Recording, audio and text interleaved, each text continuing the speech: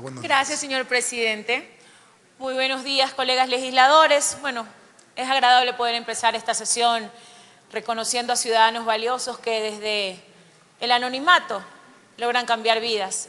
Valoro eso, señor presidente, y bueno, y adicionalmente en cada una de sus curules compañeros encontraron un detallito, son de las artesanas esmeraldeñas que les han enviado a ustedes para que podamos endulzar la vida. A veces es necesario que esta asamblea tenga momentos de dulzura, así que con cariño de parte de nuestras hermanas artesanas afroesmeraldeñas. Y bueno, al punto.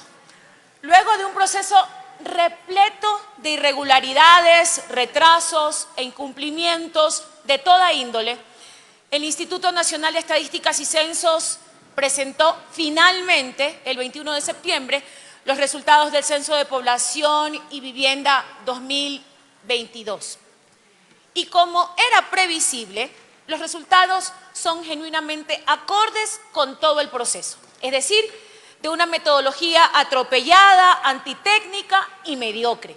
Es decir, de una metodología que no permite ver los resultados reales. Todos los riesgos que implica el 8º Censo Nacional de Población, 7º de Vivienda y 1º de Comunidades, finalmente se concretaron en cifras. Más de una vez se los dijimos que era un proceso arriesgado, inseguro y poco efectivo. Por si fuera poco, varios ex censistas y ex supervisores de este proceso denunciaron que el INE vulneró sus derechos laborales y esto no fue todo. Desde accidentes, pasando por temas de inseguridad, hasta acoso sexual de muchas de las jóvenes censistas.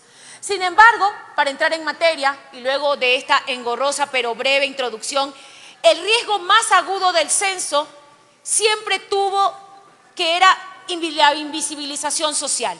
Es decir, que un grupo o un conglomerado humano debilite su presencia en la realidad estadística del país, con los riesgos en cuanto al desarrollo y políticas públicas latentes.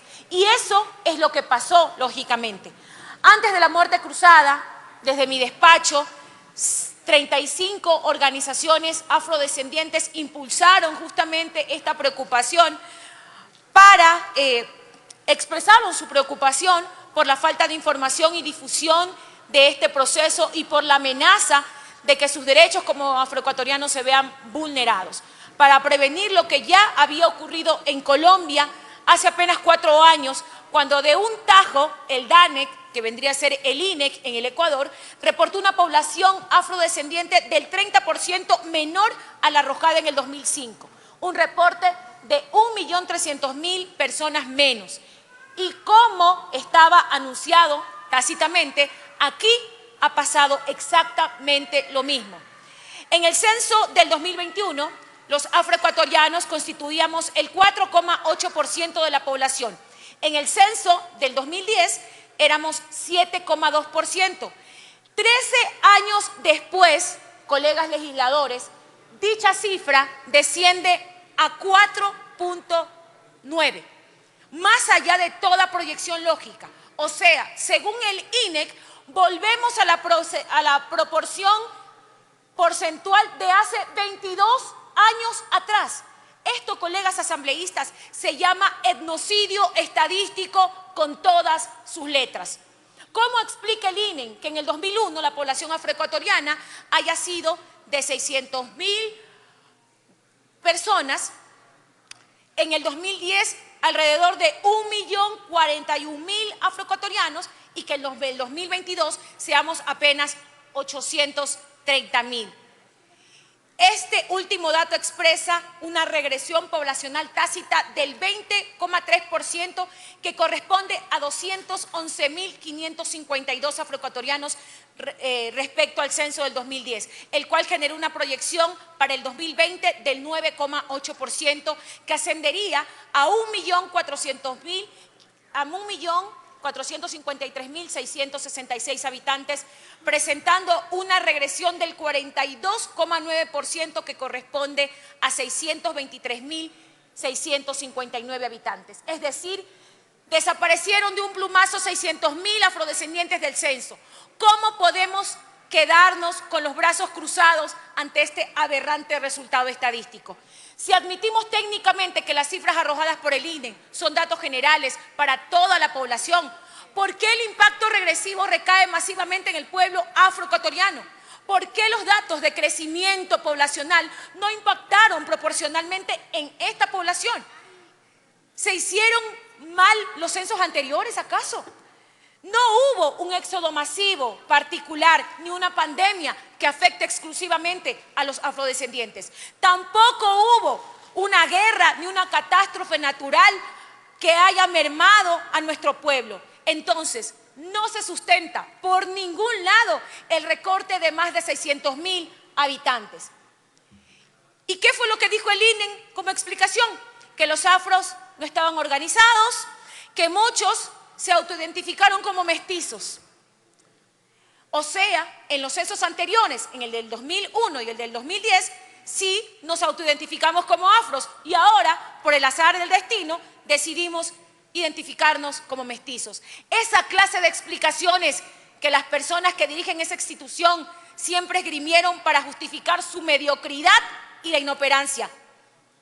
Por si fuera poco, el proceso ni siquiera fue financiado por el gobierno, pese a que contaban con recursos, y el resultado fue una cifra estrepitosa. ¿Saben cuánto nos costó a cada uno de los ecuatorianos ese censo? $8 por persona.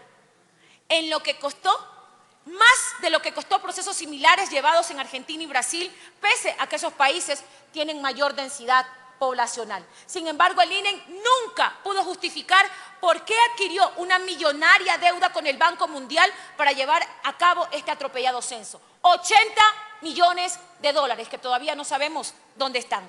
Recordemos que este proceso es la base cuantificable del diseño de las políticas públicas. Esa base, producto de la ineficiencia y desdén administrativo, es la que el gobierno y el Estado van a utilizar para el diseño de políticas públicas. Colegas, quiero hacer mención, sin profundizar demasiado, en aspectos sociales como el racismo estructural sistémico. Para mí es clarísimo que hay un evidente enfoque excluyente desde la política institucional que se sustenta en la poca rigurosidad técnica ante la realidad estadística del pueblo afro en el Ecuador. O sea, el gobierno de Guillermo Lasso no le importó esa brutal inconsistencia estadística con los afros, pese a todas las advertencias que se hicieron desde varios colectivos y desde la misma Asamblea Nacional como ente fiscalizador. Eso, colegas, se llama racismo estructural e institucional. El racismo tiene un carácter sistémico y aunque no es el único sistema de dominación existente, sí es el único que está basado en un mecanismo particular de inferiorización e invisibilización del otro a través de la diferenciación racial reduccionista, es decir, la racialización. No es quizás el tema de esta intervención, pero dada mi formación, mis orígenes y mi línea de acción analítica y también política, no puedo dejarme de mencionar una explicación que va más allá del simple error en una metodología insuficiente desde lo estadístico. Siempre supimos, y era evidente, que no había planificación, que no hubo una campaña de comunicación masiva para que los pueblos y nacionalidades se puedan identificar sobre su condición étnica. Sabemos que los resultados del censo fueron entregados a un grupo de 13 consultores. Y atentos, compañeros, porque es aquí donde está la trampa. El Fondo de Población de las Naciones Unidas puso los recursos para que justamente se contraten consultores para la evaluación del censo, según información publicada en la misma página web del Fondo de Población de las Naciones Unidas. Pregunto, ¿existe alguna vinculación entre el personal técnico que trabajó en el proceso del censo con este grupo de consultores? ¿O es realmente una auditoría independiente, como lo dice el comunicado? Todas estas dudas legítimas, más todo lo anterior, deberán aclararse en un posterior proceso de fiscalización, colegas asambleístas, como es nuestra potestad. Yo aspiro, señor presidente, colegas asambleístas, que los resultados analizados valoren todas las enormes irregularidades de este proceso que ha tenido. Este informe debe ser presentado el día de mañana. Mañana entendemos que el Fondo de Población hará la entrega de este informe. En lo personal, tengo muchas dudas, porque extraoficialmente conozco que hay consultores que también trabajaron en el INE y no puede ser que este informe sea juez y parte de quienes han hecho tanto daño al censo. Estamos midiendo en su real dimensión lo que podría fraguarse en la historia estadística del país. Toda evaluación de los proyectos ejecutados con dinero público deben tomar en cuenta tanto el componente técnico como el administrativo. Y el censo necesita una evaluación independiente, una evaluación que tome en cuenta y analice de forma crítica las denuncias que existen sobre exclusión étnica, del mal uso de recursos, del maltrato al personal, del desvío de recursos, de razones por las que endeudaron sin necesidad financiera y de cambios metodológicos sin justificación técnica. Nosotros como Asamblea Nacional vamos a fiscalizar el censo como es nuestra potestad y estamos convencidos que sus resultados nos demostrarán cuál es la realidad.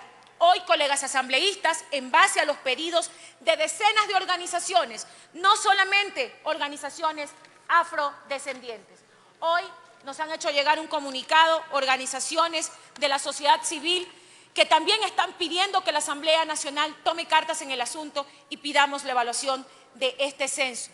Y hemos considerado oportuno debatir este proyecto de resolución para solicitar el traslado de esta fiscalización a la Comisión Especializada Permanente de Garantías Constitucionales, Derechos Humanos, Derechos Colectivos y la Interculturalidad, toda vez que la mencionada comisión le corresponde conocer asuntos e iniciativas legislativas en materia de garantías constitucionales, personas desaparecidas, derechos colectivos de las comunidades, pueblos indígenas, afroecuatorianos, montubios y comunas.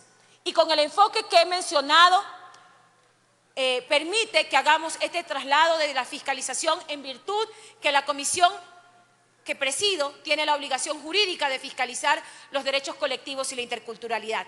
Señor presidente, he presentado una moción por secretaría adjunto al proyecto de resolución, al cual estamos abiertos, colegas legisladores, a recoger sus sugerencias que mejoren y fortalezcan el texto.